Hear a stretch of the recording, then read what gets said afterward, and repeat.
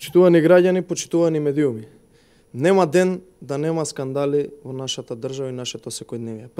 Прославата на СДСМ за наводен влез во НАТО и ЕУ минатиот 14 месец јули пропадна, но она што дури сега интересно излегуваат на површина лагите на владата на СДСМ.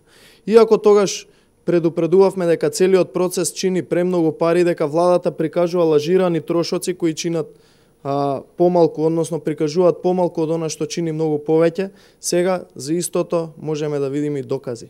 Сите постапки на владата која што се обидуваше да биде транспарентна, упатуваат на сомнежи за криминал. Очигледно е дека лажат сушат. Нема еден скандал, а да не се обидат да излажат за да го намалат револтот кај граѓаните. Имено владата во своето соопштение за тоа колку чини прославата, која јавноста го чекаше една недела да се пресметаат, кажа, цитирам, вкупната сума за сцените и сценската опрема е 49.000 евра или околу 3.200 евра по град.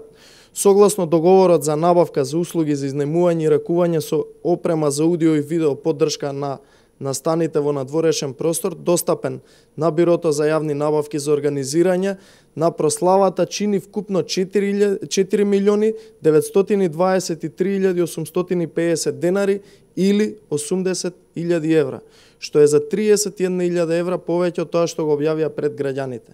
Дали СДСМ со парите на граѓаните платила 31.000 евра повеќе од тоа што се обиде да им го прикаже?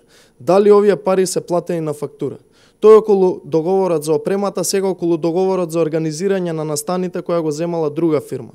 Владата во соопштението тогаш објави дека вкупната сума за организација на настаните чини 35.000 евра или околу 2.300 евра по град. Според информациите достапни од Бирото за јавни набавки за организација на прославата, склучен е договор во вредност од 2.541.425 денари или 41.000 евра 323, што е за 6.000 евра повеќе од она што го прикажаа.